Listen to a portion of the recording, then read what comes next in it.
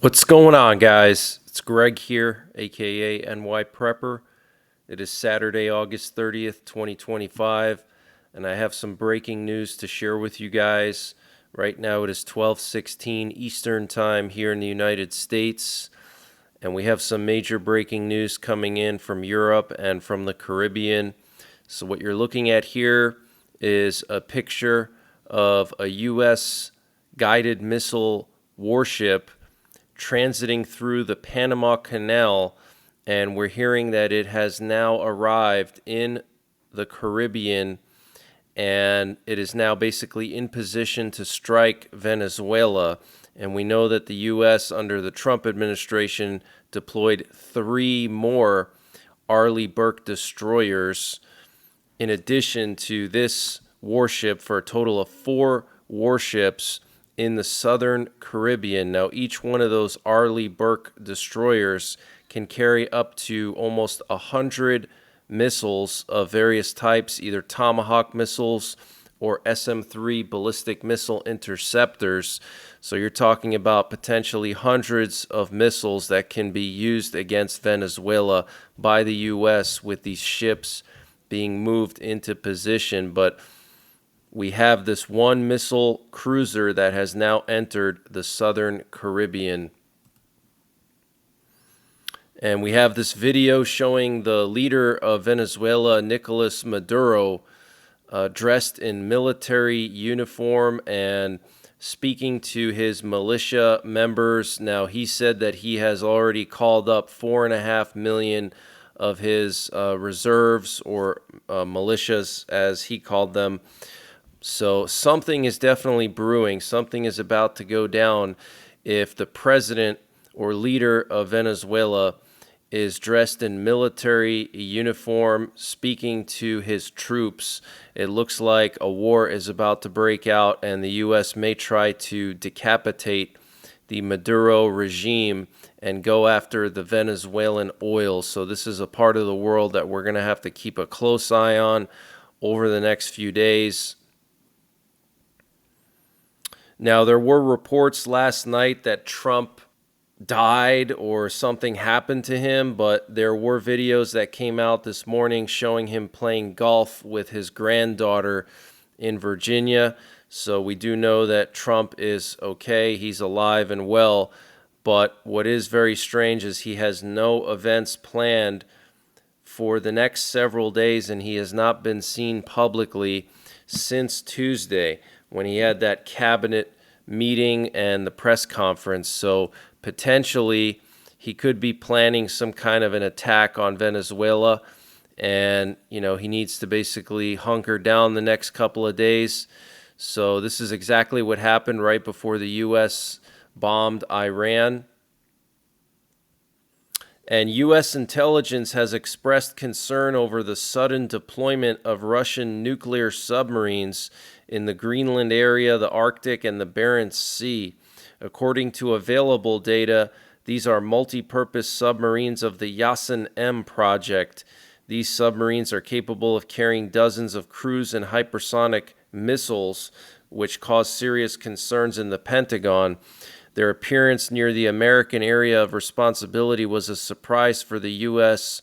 Sources clarify that the deployment of Russian submarines was a response to Washington's actions earlier. By the order of Trump, U.S. Navy nuclear submarines were deployed near Russian shores.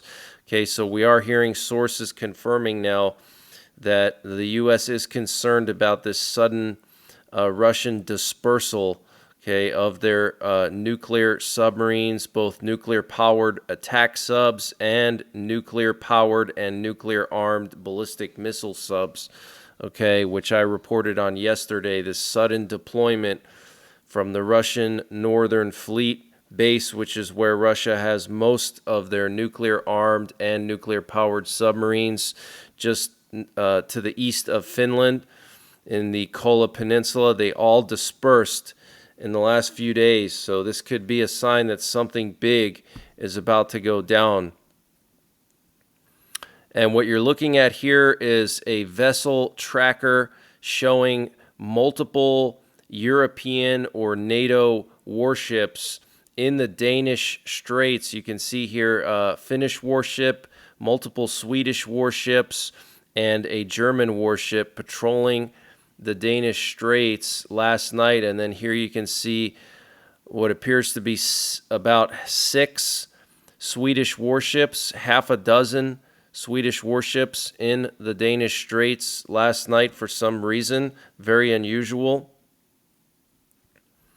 And Trump said that the Zelensky-Putin meeting might not happen, adding he's weighing U.S. plans in a security guarantee to end the war.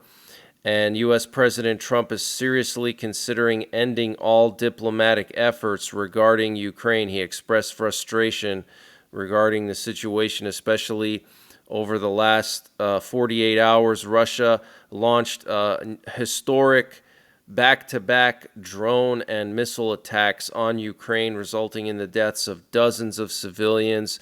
And we are hearing that 2 Russian drones flew into Polish airspace last night, and that's in addition to the one that flew 60 miles into Poland about a week ago, okay? And overnight, for the second night in a row, Russia launched one of its largest missile and drone attacks of the war against Ukraine, launching 537 Shahed attack drones, 8 Iskander missiles, 37 Caliber cruise missiles at cities throughout Ukraine. According to the Ukrainian Air Force, of the 582 missiles and drones launched, air defenders shot down 548, including 510 drones, 6 ballistic missiles, and 32 cruise missiles. So basically, Ukraine is saying they shot down like 90% of these drones and missiles. But that is just an insane amount of firepower being launched. 582 missiles and drones, absolutely insane. So over the last 48 hours, Russia launched probably 1,000 drones at Ukraine. And the U.S. ambassador to NATO, Matthew Whitaker, said Ukraine has received weapons capable of striking deep into Russia, adding there is a high probability that Ukraine will use them. He stressed these capabilities would aid Ukraine's offensive, recalling earlier strikes on Russian oil refineries. At the same time, the State Department approved a $179 million deal to service Patriot systems, including spare parts, training, and software. Likely contractors are RTX and Lockheed Martin. According to the New York Times, Ukraine is already receiving the first batches of U.S. cruise missiles under Trump's agreement with allies. The package, funded by Denmark, the Netherlands, and Norway, includes 3,500 precision missiles and navigation equipment. Okay, so the New York Times is reporting that Ukraine has already started receiving these 250-mile cruise missiles that the U.S. has sold to Europe on behalf of Ukraine. Over 3,300 of these missiles with 250-mile range each, and I think a 500-pound warhead. So these are no joke. These are serious missiles, guys. 3,000 of them, okay? And also, this is being confirmed by the U.S. ambassador to NATO, all right, under the Trump administration. And the U.S. ambassador to NATO, Matt Whitaker, said Trump is making sure that Ukraine can continue to defend itself by giving them some deeper strike capabilities that could help them offensively. Apparently, Ukraine has already taken out 20% of Russia's oil refining capacity in the last month, according to Matt Whitaker. And Ukrainian attack drones successfully hit 2 Russian oil refineries last night, striking the Krasnodar refinery, setting it ablaze, one of the largest refineries in southern Russia. They also launched a 29 drone attack on the Kubyshev oil refinery in Samara, hitting major units and sparking 7 large fires. Apparently, the refinery has an annual capacity of up to 9 million tons and is vital for Russia's fuel supply. And this update was sponsored by EMP Shield. Guys, EMP Shield has created a special discount just for you, the listeners of the NYPrepper channel. If you go to empshield.com and use the promo code NYPrepper, you can get 15% off your entire order. And why do you need an EMP Shield? Well, this is a special device to protect your vehicle, your RV, your solar generators, your radios from an electromagnetic pulse, which could be caused by a solar flare or potentially a rogue country like North Korea detonating an electromagnetic pulse weapon over the United States that's mounted onto a satellite. So protect your vehicles, protect your RV, protect your radios, protect your generators with an EMP Shield. Use my promo code NYPrepper to get 15% off. Installation is super simple. This is a veteran-owned business, 100% American-made, and the EMP Shields have been tested by the military, okay? And free shipping is included to the entire continental United States. And the link and the promo code are in the description below this video. And France and Germany have agreed to begin a strategic dialogue on how France's nuclear arsenal could contribute to Europe's security, breaking a decades-old taboo. France is Europe's only nuclear power, but its doctrine on defending European interests remains vague. Germany, long opposed to such discussions, has shifted under Chancellor Friedrich Merz. Okay, so France is really the only homegrown nuclear power in Europe. The UK does have 4 ballistic missile submarines, and they use the US Trident missiles, and then they have their own warheads that they produce in the UK, but they use our Trident missiles, okay? So the British nuclear program is not entirely homegrown, but France's nuclear program is entirely homegrown. And they also have pretty much a triad, a very small triad, because they have fighter jets, they have submarines, and then they might even have some land-based capabilities as well. And we're hearing that Denmark will buy 6 Patriot batteries for Ukraine from the U.S. in a deal worth $8.5 billion, guys. 6 Patriot batteries, $8.5 billion. That is absolutely massive. And a German firm has secretly been producing drones in Ukraine, according to Politico.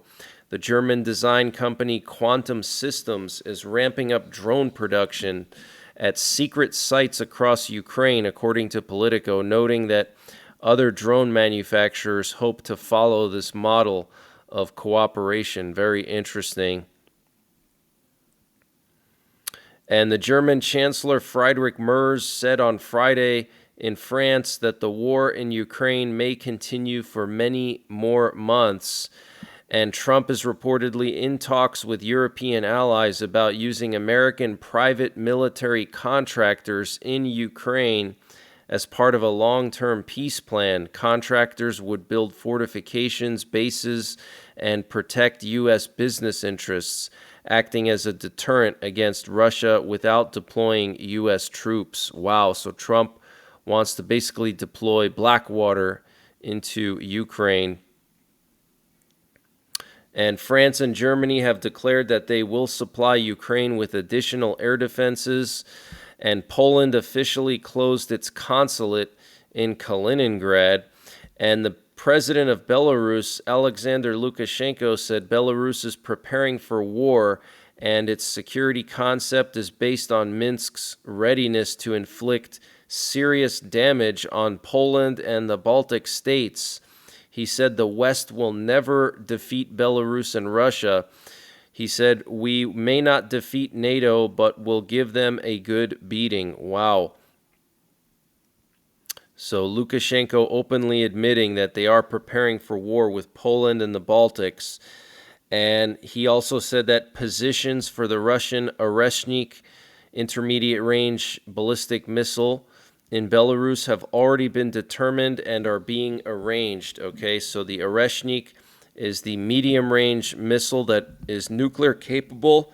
It's going to have nuclear warheads on it, and it's going to go right into Belarus. Okay, this is a huge provocation, something we have not seen since the Cold War, when Russia and NATO had medium-range missiles pointed at each other in the European continent. Russia had at least 250 short-range ballistic missiles with nuclear warheads on them in Poland. And then NATO had a bunch of short-range missiles and cruise missiles in Germany. And the Russian Chief of Staff, Valery Gerasimov, said that the special military operation in Ukraine will continue, and NATO defense spending is set to hit a record $1.6 trillion in 2025, with the U.S. contributing almost $1 trillion and European allies plus Canada contributing $600 billion. And in GDP terms, NATO's total is projected to be at 2.76%, with Poland leading the pack with 4.5% of GDP spending on defense.